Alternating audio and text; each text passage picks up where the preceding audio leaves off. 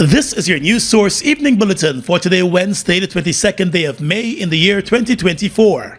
I'm Gordon Mosley reporting, and here's what we're tracking tonight. President Irfan Ali today blasted the local banking sector for them not being proactive in the evolution of the country's business sector. In his address at the Private Sector Commission's 32nd Annual General Meeting at the Marriott Hotel, the president said while the private sector has jumped at existing opportunities, both in the oil and non-oil sectors, the banking sector continues to lag behind. The banking sector has been given one of the most dynamic platforms to support capital formation in this country. Yet to date, the banking sector has not responded with the speed, efficiency, reliability, and time to exploit the opportunities that are here in Guyana. Challenging local banks to develop business proposals for consideration by the private sector, the president said there is more to banking than just lending money. The role of the bank is not to take deposit and to lend in a low-risk environment.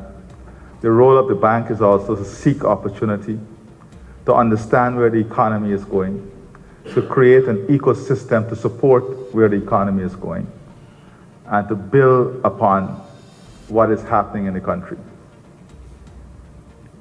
We have announced a number of initiatives, and some of the banks are doing an extremely good job at following the initiative, but a very poor job at concluding arrangements. He also said the private sector continues to perform exceptionally well by creating opportunities in the oil and gas and the non-oil sectors.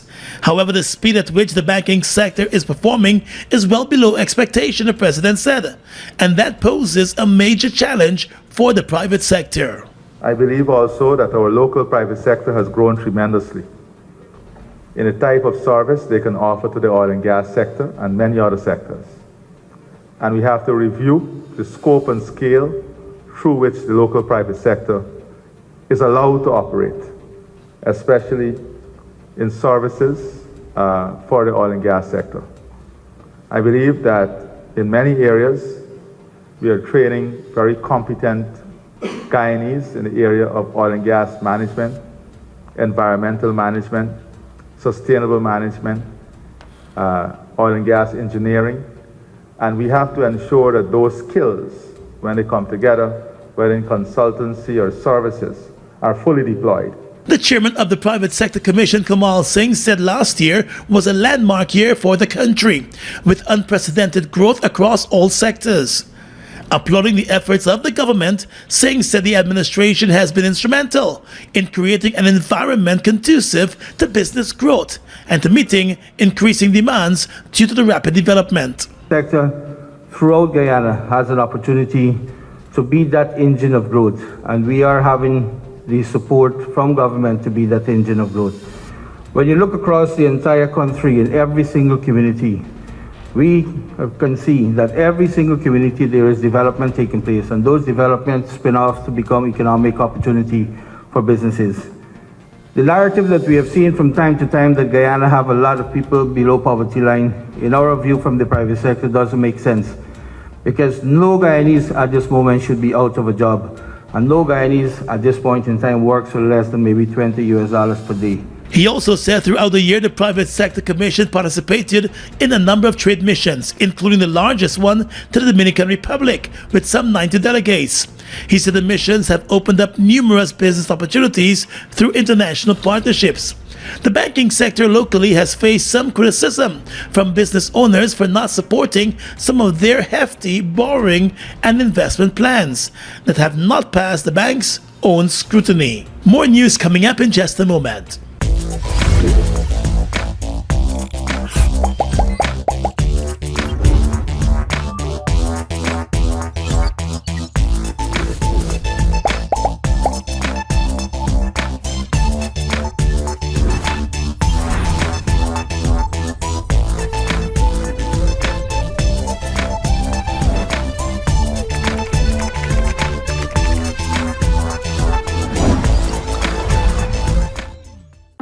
It's one of your biggest goals, getting your own home, where memories are made, where happiness lives.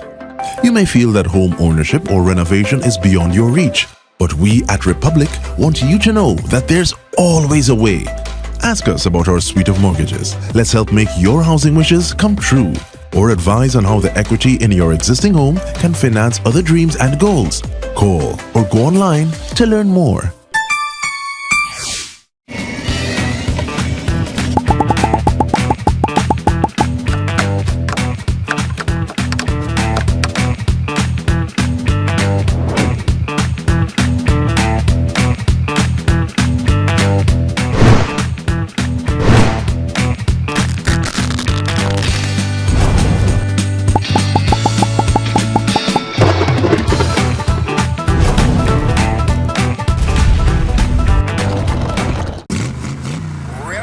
Excitement and win the chance of a lifetime with Lucos Energize Your Drive promotion. Enter to win a fully loaded Toyota CHR or a ton of cash. $500,000 and $250,000 respectively. Just purchase 2 or more Lucosade 360 milliliter at participating outlets. Write your contact details on the back of the receipt and place them in the marked boxes nationwide. It's that simple. And you're on your way to energize your drive with Lucosade. This promotion runs April 12th to June 7th, 2024. Terms and conditions apply. After stinging nettles, stink and dirty, moderation, and soca and wine, it's time to cool down with soca star Patrice Roberts.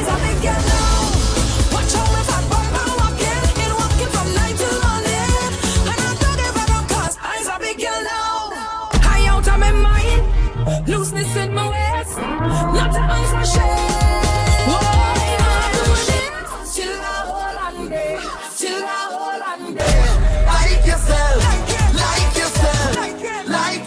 Patrice Roberts, Nesta and more at Cabisa Cool Out Beach Party. Link your crew As we close off the Genesis Independence Weekend the right and proper way. on Monday the 27th of May, the holiday. At Kingston Beachfront. Drinks, friends, and soca vibes. Admission $3,000 early bird. Cabisa Cool Out. Please drink responsibly. Guyanese are set to benefit from improved healthcare services countrywide. You will have access to specialized world-class hospitals, well-trained nurses, doctors, and other health professionals. The sum of $129.8 billion earmarked in Budget 2024 to create a resilient health sector is a mammoth increase from the $90.2 billion budgeted in 2023. Revenues earned from oil production support the fostering of a healthy nation through budgetary support for national development.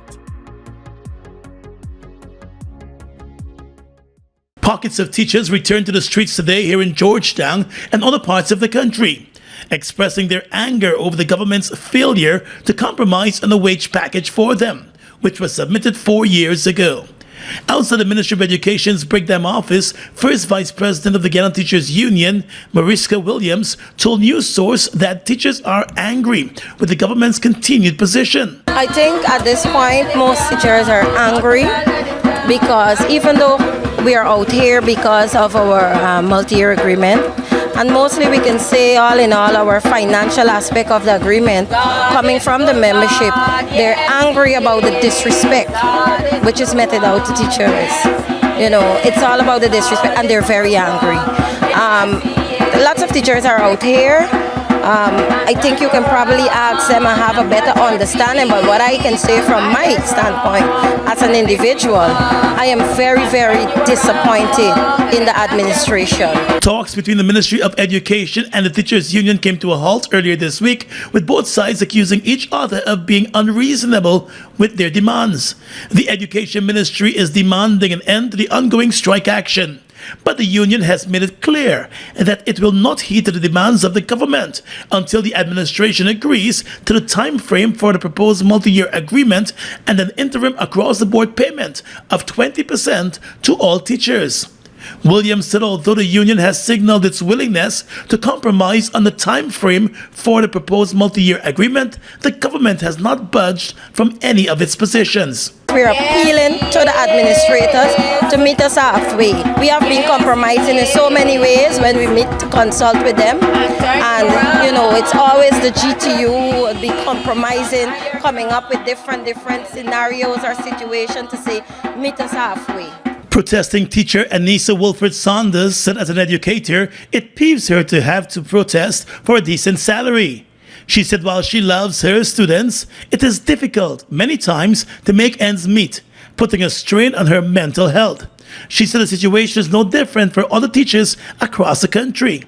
With the strike ongoing for well over 40 days, having started in February with a brief hiatus, Wilfred Saunders is hopeful that there will be a solution to the ongoing dispute. Today I continue to pray and be hopeful that the ministers of education, along with our representatives, the government on the whole, along with the union, can come to some sort of agreement so we can get back into the classroom and continue to educate the nation's children.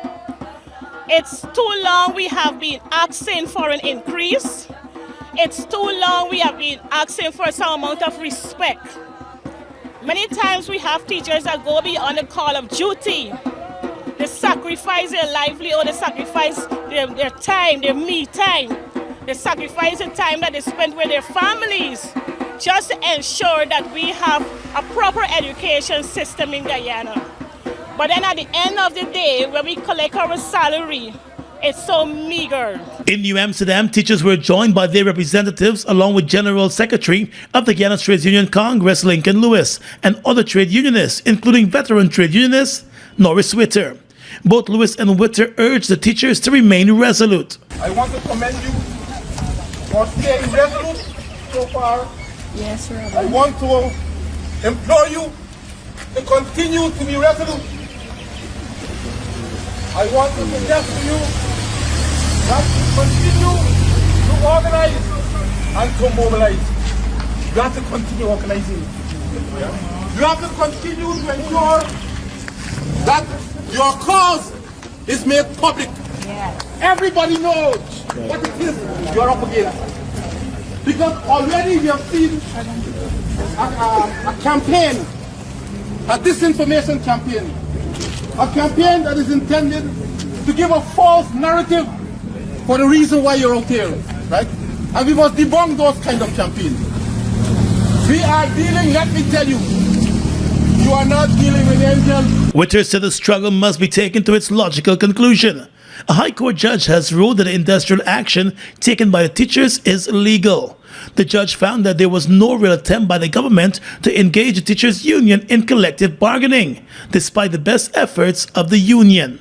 The government moved to the courts today to appeal that ruling by the judge. Well, the Ministry of Labour today offered to continue working as an interlocutor in talks between the Guyana Teachers Union and the Education Ministry in relation to the ongoing strike action and wage talks, even as it has rejected statements made by the GTU at the conclusion of the first round of talks between the two sides. After talks broke down between the two sides earlier this week, the GTU President Mark Light told reporters that the Education Ministry had put forward a proposal to end the strike action and that the GTU was not allowed to submit a counter-proposal.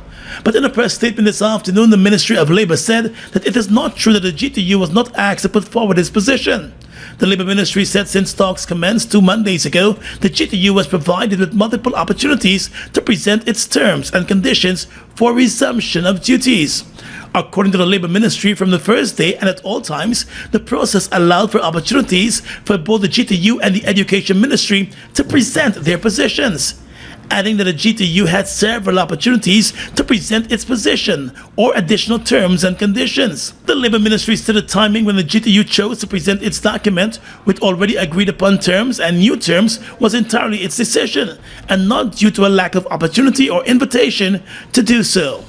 The position that the ministry put forward to the GTU was that before conciliation could commence, a state of normalcy ought to prevail, which it said is in keeping with their 1990 Avoidance and Settlement of Disputes Agreement. The Ministry of Labour said it is bewildered and saddened by the assertions of the most senior GTU official who has completely deviated from the truth, adding that nevertheless the ministry remains willing to offer its guidance to both the Education Ministry and the Teachers Union in arriving at a solution consistent with long-standing industrial relations principles, as well as the 1990 Avoidance and Settlement of Disputes Agreement between the parties. Earlier this week, talks between the GTU and the Education Ministry ended in a stalemate over the union's demand for a 20% payout for teachers, pending the final negotiations and the need for a fixed time frame for mediation.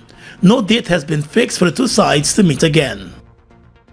The head of the Guyana Defense Force is now known as the Chief of Defense Staff. Previously, the head of the military was known as the Chief of Staff. President Irfan Ali announced a plan to change the title earlier this year, and on Friday, Prime Minister Mark Phillips presented an amendment to the Defense Act to effect the change. In presenting that amendment, the Prime Minister, who was a retired Chief of Staff of the GDF, said the head of the military in most countries is known as the Chief of Defense Staff, and it was time for Guyana to move in that direction. The term Chief of Staff as head of the military is now virtually unused internationally and has been relegated to an appointment in a subordinate unit to the head of the military. For most militaries, the head is now called Chief of Defense Staff, Chief of Defense, or Commander of Defense Force. Mr. Speaker, the name Chief of Defense Staff is now more recognized across the regions and throughout the Commonwealth of Nations. With a number of CARICOM states already adopting the name change, Prime Minister Phillips said the change holds the potential to strengthen the defense structure of the nation. It is consistent and acceptable and equally applicable to the Guyana Defense Force. Mr. Speaker, notably, there has been frequent and constant clarifications on the appointment of Chief of Staff at various forums attended by the head, current Chief of Staff of the Guyana Defense Force, as the appointment now refers to, as I mentioned before, someone appointed in a subordinate unit, for example, like a division or Army Corps headquarters. With such structure, each branch of the military, a Chief of Staff is appointed to oversee day-to-day administrative and operational functions. They exercise executive management authority as delegated by the Chief of Defense Staff.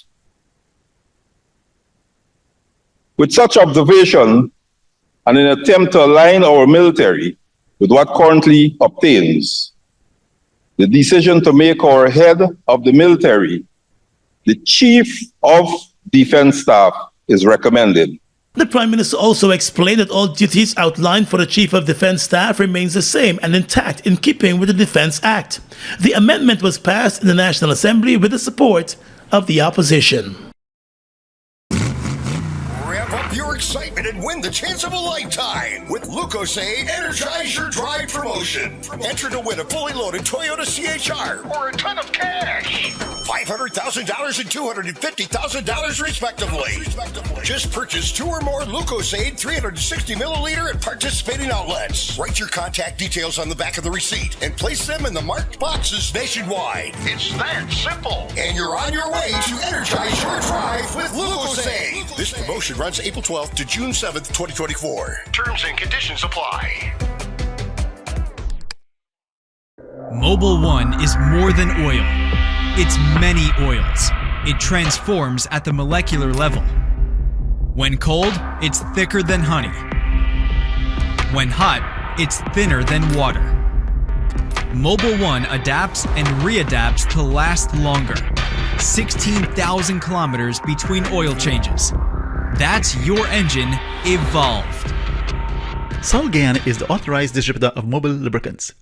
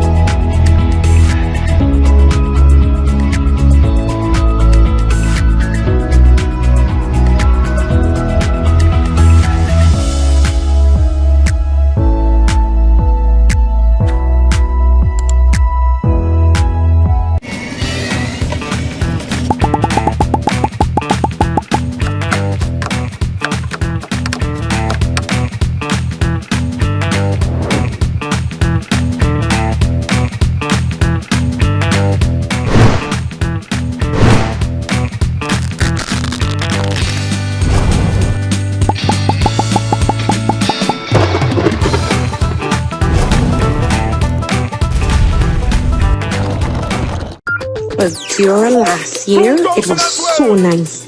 Me and them girls had real fun. It's the best party I ever went to. As a big one. Backed by Pablo and the Band, Team Extra present the Band Birthday. June 22nd, 12 one-man bands running live. Stitchy Fight Machine, Murphy Invasion Band, Love Connection, Genesis, Big V, Cali World Band, Aaron the Entertainer, Water Smooth, and many more. Early bird tickets at $2,000 at Just You Size Boutique, White Castle Fish Shop, Fireside Suites, Extra Beer, Starbucks, compliments of Fireside Suites, Extra Energy Drink, and Extra Beer. The Band's Birthday, Saturday, June 22nd at the National Park. Attorney General and Secretary to the Defense Board, Senior Counsel Anil Nandlal, has rejected claims that the government has politicized the armed forces, particularly the Guyana Defense Force. It was Opposition Member of Parliament Amanza Walton-Desir who, during a recent debate in the National Assembly, called out the government for developing what she considered to be a strange relationship with the military. Walton-Desir, during that debate, said the morale of the GDF is at an all-time low. She was particularly upset over images which surfaced on social media recently showing the president hand-feeding senior members of the GDF. But during his weekly Issues in the News television program, Mr. Nandlal rejected the allegations that the GDF is being politicized. So I want, as Secretary of the Defense Board, to reject absolutely the allegations made by Walton-Desir in the Parliament in relation to the government's attempts and the President's attempts at politicizing the force and undermining the professionalism of the force. As we reported last Friday, the government piloted the Defense Amendment Bill, which amended the title of Chief of Staff of the GDF to Chief of Defense Staff. Mr. Nandlal said the GDF's loyalty is to the Constitution and not the government. In bearing loyalty and pledging allegiance to the Constitution of Guyana, that defense force must not necessarily pledge allegiance to the government of the day. Though it must support the government of the day, its allegiance and its loyalty is not necessarily to the government of the day, but to the Constitution to which that loyalty is pledged. According to the Attorney General, the government has never sought to undermine the independence of the Guyana Defense Force, and the GDF and the armed forces in general are in a better place. There is no time in our country's history that the Guyana Defense Force is as professional as it currently is. There is no point in time in our country's history when the Guyana Police Force has been more resourced than it currently is. There is no time in our country's history, in my respectful view, that the morale of the Guyana Defense Force has been higher than it currently is. The primary mandate of the GDF is to defend the territorial integrity and sovereignty of the state.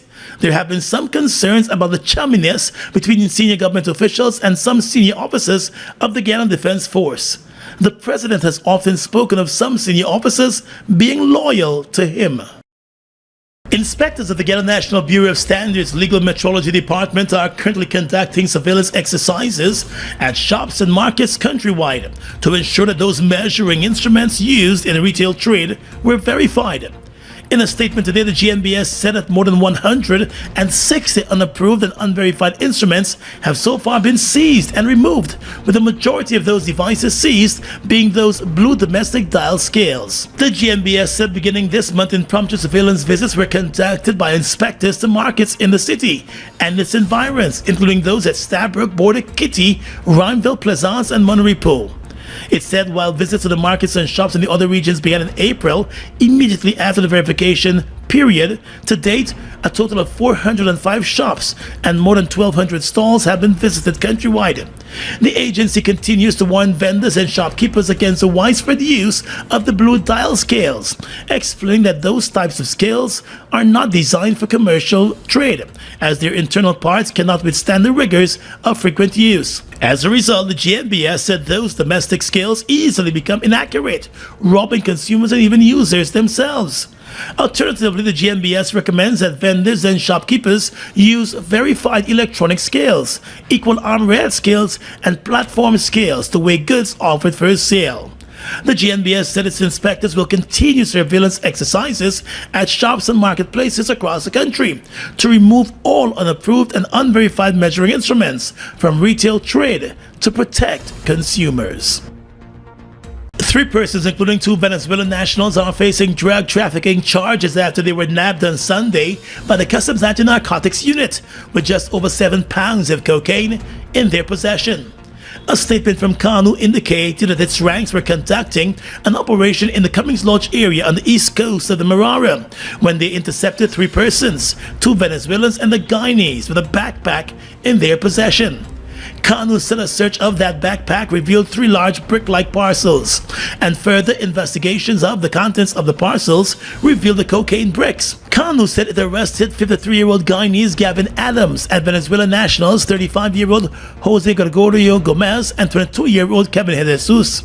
CANU said investigations are ongoing as the 3 remain in custody. After arresting the Guyanese man in the Cummings Lodge area with a quantity of cocaine, CANU investigators traveled to the man's home in the Lower Pomeroon River area, where a Venezuelan national was found in the house with just over 10 pounds of cocaine. During the Monday operation, the CANU ranks arrested 35-year-old Venezuelan national Ortiz Sergio Rafael. He was taken to CANU headquarters where he was told of the crime. At the time of the bust, he was in the home of Gavin Adams, who was arrested 1 day earlier at Cummings Lodge. CANU investigators are continuing their probe and believe there might be a bigger drug trafficking ring involving nationals of neighboring Venezuela.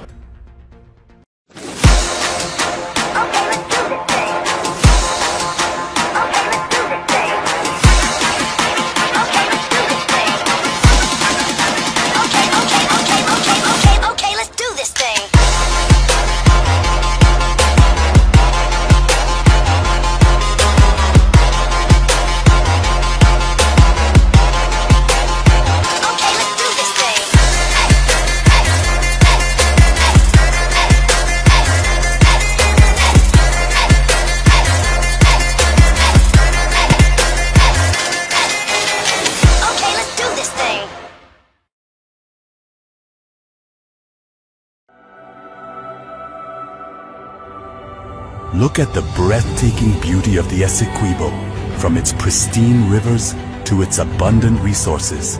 It's a treasure that belongs to Guyana, and we ask Venezuela to respect the rule of international law.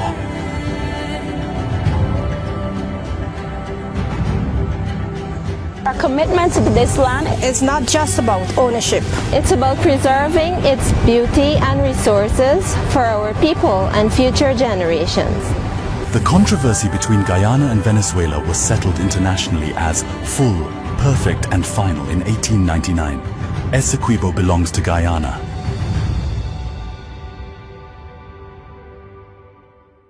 Guyana's economy is rapidly transforming, and we're all part of it. Guyoil is at the forefront of this development by providing reliable and efficient energy and supporting community development from the very core. 100% of Guyoil's profit goes back to building schools, roads, and other important infrastructure that connects our cities and towns, providing fuel to domestic, marine, industrial, and aerial transportation. Guyoil has now repositioned itself as market leader in the petroleum industry, building a better future for all of us. It's one of your biggest goals, getting your own home, where memories are made, where happiness lives. You may feel that home ownership or renovation is beyond your reach, but we at Republic want you to know that there's always a way. Ask us about our suite of mortgages. Let's help make your housing wishes come true, or advise on how the equity in your existing home can finance other dreams and goals. Call or go online to learn more. Bust the flavors. We're full of flavors. Bust the flavors, that me crave for. We're full of flavors. Tell your neighbors about the bust the flavors. Grab a bust the flavors. Yeah, thirst buster, grab a buster. Bust the flavor, taste the savor. Bust the flavors. Bust the flavors. With your regional and international news tonight, I'm Svetlana Marshall in the region. The United Nations Children's Fund UNICEF representative in Haiti, Bruno Mays, on Wednesday warned that Haiti's health system is now on the verge of collapse. In a report, CMC said his statement comes amidst an alarming decrease in the number of hospitals still functioning in the violence-rocked French-speaking Caribbean community CARICOM country that has been without a head of state since President Jovenel Moïse was assassinated on July 7, 2021. The UN said that there are only 6 out of 10 hospitals which still have some operational capacity as the gang-led chaos continues across the capital, Port-au-Prince, leaving vulnerable children deprived of essential care. The UNICEF representative said that the increased violence along with mass displacement, dangerous epidemics and increasing malnutrition has stretched the country's health system to the limit, and the strangling of supply chains may fully break it. UNICEF said warehouses, pharmacies, and containers filled with essential supplies have either been held up or looted. Yet hundreds of containers holding humanitarian aid, including neonatal, maternal, and medical necessities, remain stranded in Port-au-Prince. The country's capital usually receives and releases all imported health supplies, but with rampant violence and over 160,000 displaced civilians, Port-au-Prince can no longer care for a population that is concurrently fighting physical trauma and the risk of disease. An employee of Grand Bahama Power Company in the Bahamas was hospitalized on Tuesday after suffering an electric shock at the Freeport Power Plant on Peel Street. According to Our News Bahamas, sources indicate the man is in his mid-50s and has been working for the power giant for some 15 plus years. Nikita Mullin, Chief Operations Manager of Grand Bahama Power Company, reported that the incident occurred around 3 p.m. and immediate action was taken. Mullen said the company immediately contacted all relevant authorities following the incident. She said the employee is being assessed by a medical team. And finally tonight, international news. British Prime Minister Rishi Sunak called a national election on Wednesday for July 4, saying Britons would be able to choose their future in a vote his Conservatives are widely expected to lose to the opposition Labour Party after 14 years in power. Ending months of speculation as to when he would call a new vote, Sunak, 44, stood outside his Downing Street office in pouring rain and called the election several months earlier than expected. A risky strategy with his party far behind Labour in the opinion polls. Almost shouting to be heard above an anthem of Labour's election victory in 1997 on the former Prime Minister Tony Blair being played by protesters outside of Downing Street's gates, Sunak listed what he said were his achievements in government, not only as Prime Minister but also as a former Finance Minister. And that's your News Source Evening Bulletin for tonight. I'm Svetlana Marshall reporting and encouraging you to stay safe.